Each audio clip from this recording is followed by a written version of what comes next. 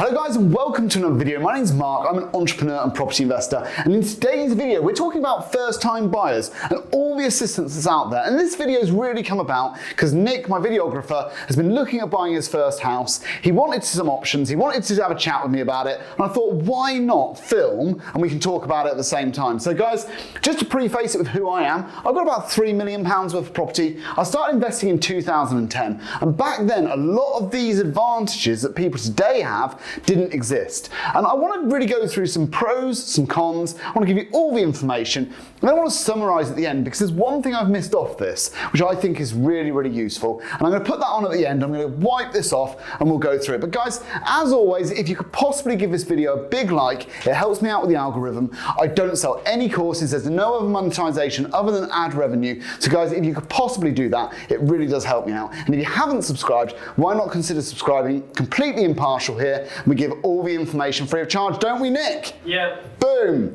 So guys, let's get into how first-time buyers can benefit from some of these things that the government have put in place. And the first thing we're going to start off with is the LISA. Now, this is the Lifetime Individual Savings Allowance. And essentially what this means is you can invest £4,000 every year, and the government will give you a 25% bonus. So that's £1,000. Now, if you're a couple, you've both got this allowance. So that means essentially you could both invest £4,000 a year and get £1,000 each. So 8,000 invested and you'd have 10,000.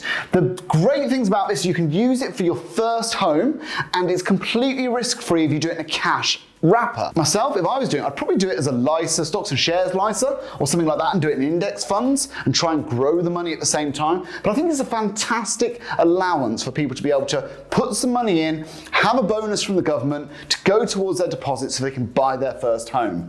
Myself, I think this is a really good scheme, and it was launched in 2017, essentially to help people get onto the ladder. Now, there are some negatives, and the first negative is it must be used for a house, or you can withdraw it completely tax-free and any capital it's grown at the age of 60. So that is the main stipulation. And if you don't do that, you have to pay 25% as a penalty when you withdraw. So you can still access it, but you're going to pay a 25% penalty. And obviously that's going to be on all the growth and everything else. Now, I still think if you're just buying a first home, I think to have this 25% bonus is absolutely fantastic. There is actually another negative. It must be for residential purchase. However, if your situation does change later and you want to rent it out, you are going to be allowed to, and the government aren't going to come after you and try and reclaim this money. There is some documentation online which you can see that shows that HMRC have kind of taken a position of, look, the bonus is there, and as long as your intention is to live in the property and you do so, if your situation changes later, they're not going to try and reclaim it. Now, the second scheme we're going to talk about is the Help to Buy scheme, or as I like to call it, the Help to Sell scheme. And this was set up in 2013. For me, it was more for house sellers than it was for buyers. It was for the people who were building properties to allow them access to people who may have been struggling to get deposits together in order to buy the properties, because you pay a premium, generally speaking, on a new build. So what does the Help to Buy scheme or the Help to Sell scheme really entail? It means that you can put down as little as 5% and the government will give you a 20% equity loan. And please listen to the word equity loan, because whilst it is interest free for 5 years, and that is another positive, the negatives of this are actually quite severe. First of all, you can only use it on new builds. So you're going to be paying a premium for your property anyway. You are not allowed to own two properties. So once you've got this property, you can't buy a second one. There's no subletting, you're not allowed to let it out, and the mortgages have this stipulation in place, and the government actually has equity. So if we run the calculation of the property being worth 300k and you held it for 5 years, and after that it was worth 400k, well, your debt to the government will have increased by 20k, and you would owe this additional 20k. Now, the intention obviously is that you'll refinance and you'll be able to do that. For me, the Help to Buy scheme, because the government has equity, actually, I don't think it's a very good scheme if I was in the position looking for my first property. The Lifetime ISA gets my thumbs up for me, and obviously the Help to Buy for me, I don't think it really has many legs. I don't see the big benefits, if I'm honest, because we'll go on to it in a minute. There are mortgages that are 5% anyway, where the government aren't going to take a 20% equity stake. They are going to guarantee 20%, but we'll get to that in a minute.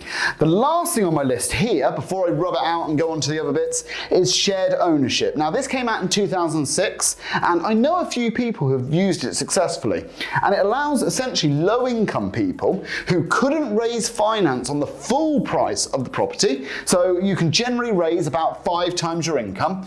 If you're lucky, it might be 4.5, might be 5.3, you know, different lenders have different amounts, but it's about 5 times your combined income minus your expenses and all the rest.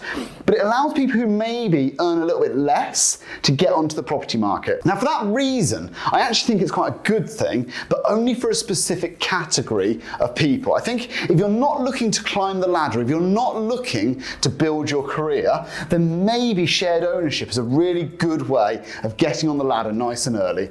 It does allow you to climb the ladder per se though, because you can staircase to full ownership over time. But the negatives, you have to pay rent. If you want to resell, you're going to be reselling part of a property rather than the whole property, and it has to be done in conjunction with the housing association. So it is harder to resell without question.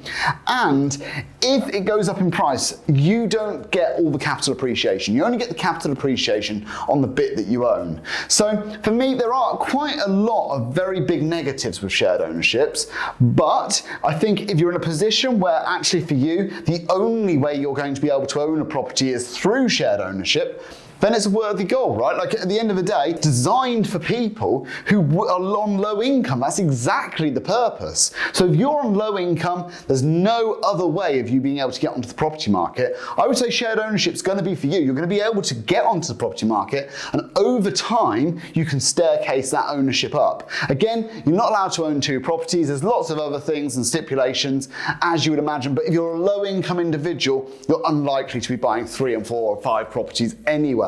So those are the other things. So lifetime ISA we're going to keep up. We're going to wipe out those 2. Nick, any questions so far? No. Have I answered everything well? Shared ownership, yeah, for me. That's what, yeah. I think one of my biggest ones I was saying to you, wasn't I? I was thinking about shared ownership, wasn't I? You were thinking about shared ownership. Yeah. You're now thinking? To buy, not shared ownership. Not shared ownership. I'll tell you how I would do it. And there's another scheme, which is the 5% mortgage scheme. 20% government backed. I think that's much better. Nick, click the fingers. Yeah.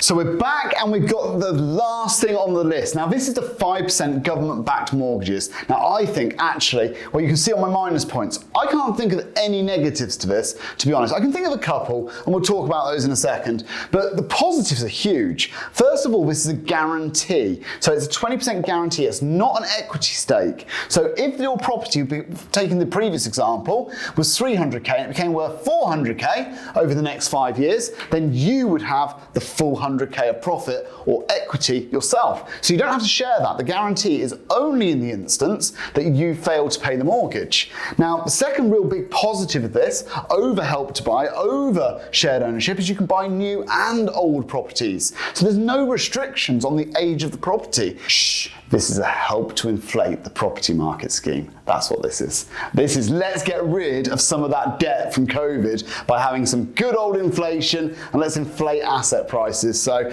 yeah, I think this is the government, as I've said before on this channel, telling us that a 20% increase in property prices over the next 5 years is probably what's going to happen. The next great thing about this allows for only a 5% deposit. Now, what does that mean? That means for someone like Nick, who might be looking at his first property, he'd only need to put down £8,000 on that 2-bedroom flat that I've just secured.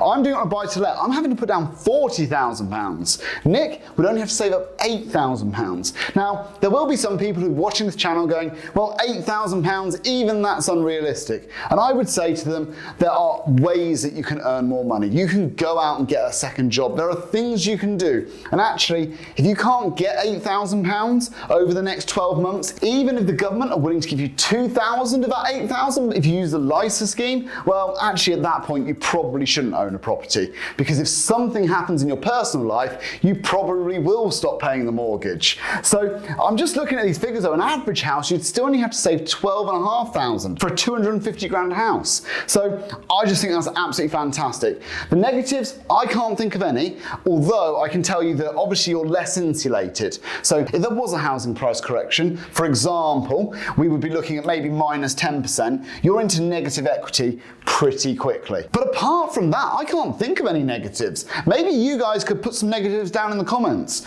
or if you've got any questions, put them down in the comments, because although this is quite a good guide and it's just my opinion, it's by no means definitive. But what I really do hope is that anybody watching this who is a first-time buyer can take some heart to the fact that actually there are options out there for everybody. In my opinion, it's never been easier. I think the fact that the government are willing to give you money, they're willing to back your mortgages, you only have to put down 5%. I mean, it's never been easier in my mind. But guys, what's your opinion? Let me know down in the comments. Love to hear from you. Like and subscribe as always, and I will see you next time.